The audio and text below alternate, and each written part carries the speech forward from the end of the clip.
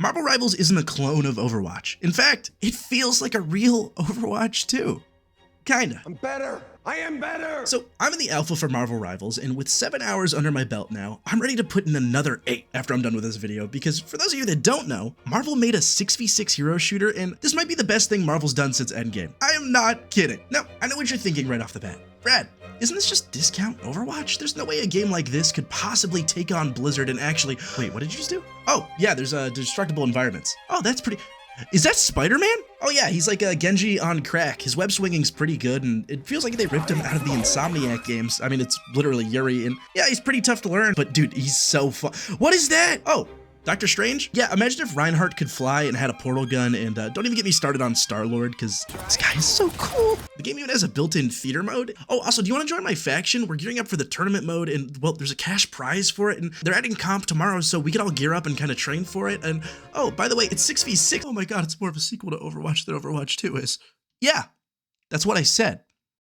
Do you have a code? No one hates Overwatch more than Overwatch players. Please help me. For an alpha build, Marvel Rivals is taking some pretty big swings. Made by NetEase Games, Blizzard's best friend turned enemy turned friend again, whose portfolio consists only of mobile games.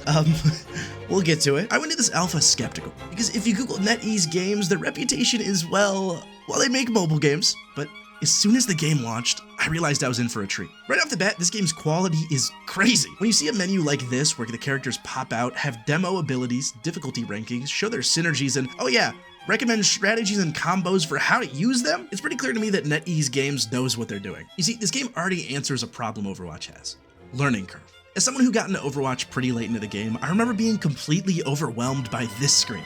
I mean, the sheer volume of characters alone is intimidating, not to mention what average Overwatch gameplay looks like. Rivals is showing that it's not only looking to attract experienced players, because some of these characters are absolutely cracked, but also wants to be an on-ramp for people Overwatch in its 10 years of characters, metas, rosters, and experience have left behind. I'm not going to Overwatch University. I'm sorry. Getting into my first game, what struck me the most were the character designs. Starlord hasn't looked this good in a game since, ever. And oddly enough, all of the base character designs are just really good, except for Magneto, who's oddly not purple. I don't have a favorite color or anything. It's fine, but like, he's not purple. Be wary. Was that Obi-Wan? Like most hero shooters, the characters are broken up in 3 classes. A tanky boyo for us meatheads, DPS characters for ADH kids and annoying people, and healers for all your bisexual friends to fawn over.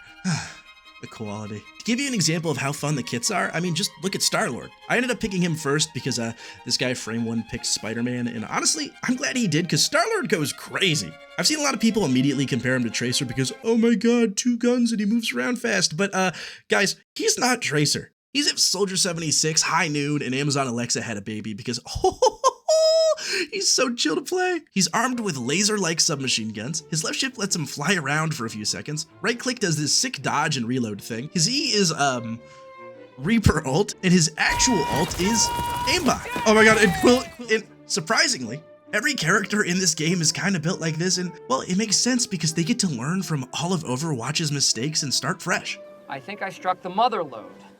Those... Nothing to worry about, just using the scope. See, another problem that Overwatch has aside from just general hero bloat is that a lot of the characters they've added do not work in their classes now. Support heroes like Kiriko or Moira that either do a huge amounts of damage if you have high skill or, you know, just play the game for you, don't really belong in a bisexual support category. Because what's the point of DPS if the person who could heal does more damage? And Rivals recognizes this with its kits, and those playstyles are fun to play, but make sure to keep them in the right spots. In fact, this game doesn't just borrow from Overwatch, it borrows from a lot of games, iterating on gaming's best character skills, mixing and matching them, and then using them in some really interesting ways like we saw in Starlord. Spider-Man is like if Doomfist had to rely on his speed and agility instead of his block to stay alive, and I'm kind of scared what Genji players will do with him because, well, you get jumped by him already. He's a menace. No, he definitely says fucking. Oh my god, you're dead. That has to be the Hulk is a diva-like character that starts out as a Twinkie banner, and then you hit Q and experience Twink Death. He's got a rechargeable jump, ranged clap attacks, a stun, and he gives shields to your teammate. The Punisher is the classic I can't believe it's not Call of Duty character, and despite being built like a meatball, this guy can move. They gave him the really fun twist of having Pathfinder's grapple from Apex, Valorant's smokes, and Salvador's ult from Borderlands 2, and Groot's playing Fortnite. I'm not kidding. And I can already hear the chatter about how this game is stealing from Overwatch, but here's the thing, guys. They're actually breaking the mold, because Doctor Strange is one of the coolest characters in this game for one ability alone. Portal.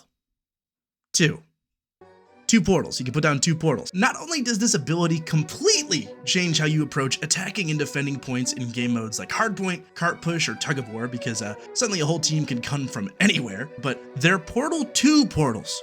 You can shoot through them. Oh, I didn't even think about that. Creativity we're gonna see from people using these for lineups and angles alone is going to be insane, let alone strategy and moving around the map. And again, it shows that NetEase is not only just borrowing the formula from Overwatch, but is willing to mess with it and take risks. I mean, the game isn't even first person for a reason.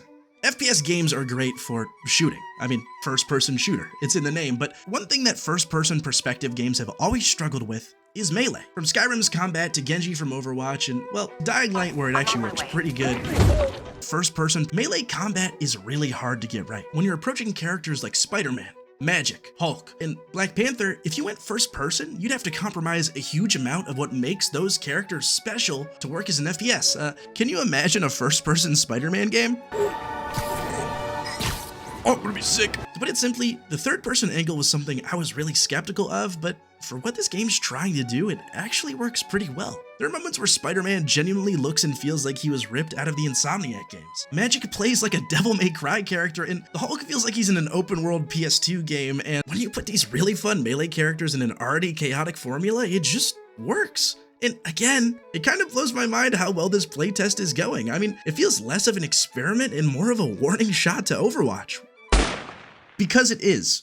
These two have deep beef, but we're gonna make a long story short. NetEase is one of China's biggest game devs and publishers, and from 2008 to 2002 was Blizzard's BFF. In fact, they were such good friends that they were actually the ones distributing Blizzard's games into China. But in 2022, things went sour when the two had a huge falling out for, yeah, you guessed it, greed. You see, Blizzard's old CEO and human greed monster, Bobby Kotick, allegedly wanted 5 years advance pay for their deal, which NetEase said, what? And then a few lawsuits later, Blizzard's out of China.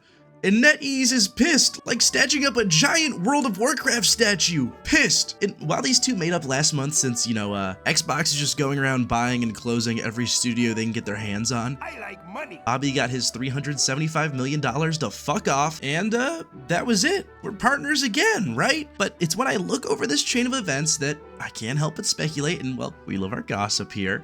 Guys, I think this game might just be out to prove something and might be a middle finger in Blizzard's direction.